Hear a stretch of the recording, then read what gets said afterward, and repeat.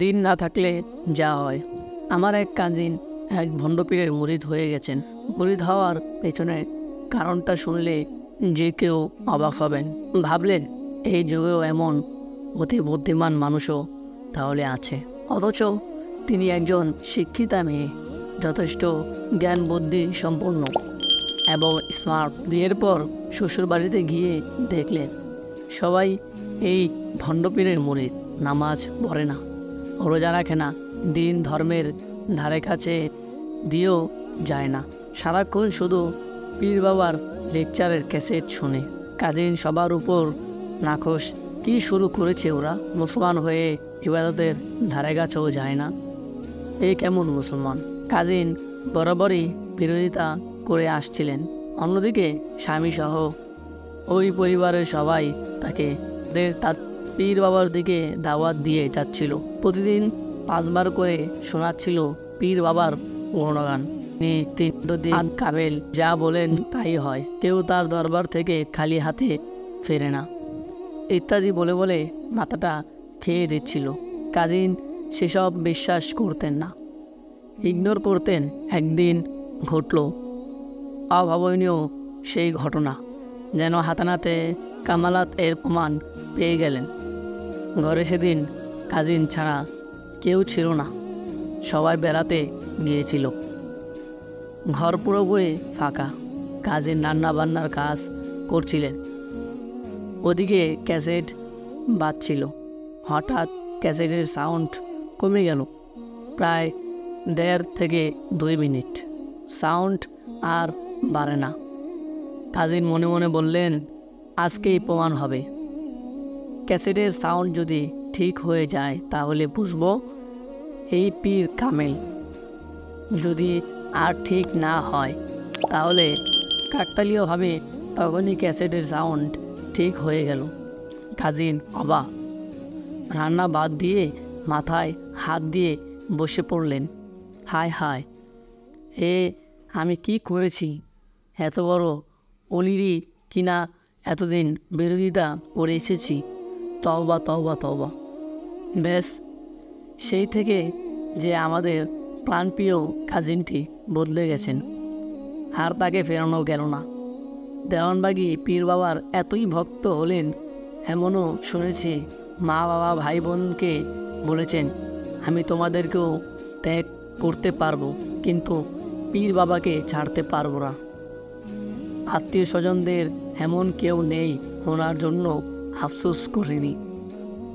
মেয়ে হিসাবে খুব ভদ্র এবং গুণবতী ছিলেন, ইবাদত গুজারও ছিলেন মোটামুটি। কিন্তু দিনের যথাযথ জ্ঞান না থাকায় একটা সামান্য ঘটনাকেই কিনা বিরাট বুজুর্গি মনে করে বসলেন। নিজেরা তো বটেই, বড় আলেমদের দিয়েও বুঝিয়েছি, কাজ হয়নি। উল্টো বলেছেন, আমার তো বরং আপনাদের নিয়ে আফসোস হয়। কি নিয়ে কবরে যাবেন? এখনও কামেল পীর চিনলেন না? ফেসবুকে একবার একটা ভিডিও দেখলাম, কে বা কারা নবজাত শিশুকে ডাস্টবিনের পাশে রেখে চলে গেল। লোকজন ভিড় করে দেখছে, কেউ শিশুটিকে উঠিয়ে নিচ্ছে না। হঠাৎ সেখানে এক জটাধারী লাল শালু পরিহিতে বৃদ্ধের আগমন ঘটল। তিনি শিশুটিকে পরম মমতায় উঠিয়ে নিলেন। এরপর ধীরে ধীরে এগিয়ে গেলেন একটা শিশু সনদের উদ্দেশ্যে। লোকজন পেছন পেছন ছুটতে লাগলো। কেউ কেউ এই ভালো মানুষটার চরম ভক্ত হয়ে গেল, অনেকে মুরিদ হওয়ার আকাঙ্ক্ষা ভক্ত করল। টাকা পয়সা গছিয়ে দিতে লাগলো বৃদ্ধের কাঁধে ঝোলানো গাঁটটিতে। কেউ কেউ তো পায়েও পড়ে গেল। তাদের কথা হচ্ছে, ইনি কামেল না হয়ে যায় না, ওনাকে পেলেই পাওয়া হয়ে যাবে দিন দুনিয়া সব, সুতরাং একে আর ছাড়ছি না। একটি অসহায় শিশুর আশ্রয়ের ব্যবস্থা করে নিঃসন্দেহে তিনি মানবিক একটি কাজ করেছেন, এর কোনো তুলনা হয় না। খুব কম মানুষই এরূপ মানবিকতার পরিচয় দিয়ে থাকে, কিন্তু তাই বলে তো তিনি অলি হয়ে যাননি। একটা লোক দিনের পর দিন বিনা গোসলে থেকে মাথায় জট বাঁধিয়ে ফেলেছেন। নামাজ রোজা তো দূরের কথা, দিনের মৌলিক শিক্ষাও যার মধ্যে নেই। বেরাগীর মতো জীবনযাপন করছেন। তিনি কি করে অলি হয়ে যেতে পারেন? দিনের বোঝ না হয় বাদই দিলাম, সামান্যতম জাগতিক জ্ঞান থাকলেও তো এমন লোককে অলির আসনে বসানোর কথা নয়। দিনের মৌলিক শিক্ষাটা সবার জন্য জরুরি। এই শিক্ষা না থাকলে আসল নকল পার্থক্য করা কঠিন। শুধু জাগতিক শিক্ষায় শিক্ষিত হয়ে দিন কি আমরা কম বুঝি ধারণা করে বসে থাকা একটা বড় রকমের নির্বুদ্ধিতা। এমন অনেক লোককে দেখেছি সৌদি আরবকে দিনের আলোকবর্তিকা মনে করেন। সৌদি আরব গান বাজনা আর নাটক সিনেমার অনুমোদন দিলে তারা মনে করেন গান বাজনা হালাল।